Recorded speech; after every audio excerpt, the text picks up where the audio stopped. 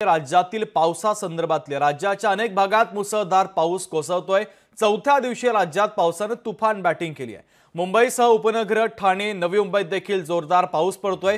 तिकडे कोकणात देखील पावसाची संततधार सुरू आहे। सांगलीसह कोल्हापुरातील पूरस्थिती आता गंभीर होत चालल्याचं पाहायला मिळतंय, कारण नद्यांनी देखील आता इशारा पातळी ओलांडलेली आहे। वारणा आणि पंचगंगेची इशारा पातळीकडे वाटचाल सुरू झाली, तर प्रशासनाच्या वतीने नागरिकांना सतर्क राहण्याच्या सूचना देण्यात आल्यात।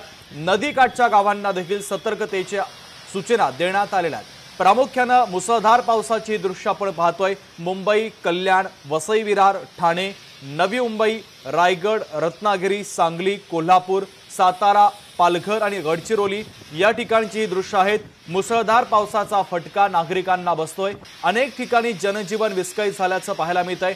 रस्त्यावरती पाणी आल्याने वाहतूक देखील मंदावल्याचं चित्र अनेक भागात पाहायला मिळतंय। तर धरणं देखील ओव्हरफ्लो झालेले आहेत।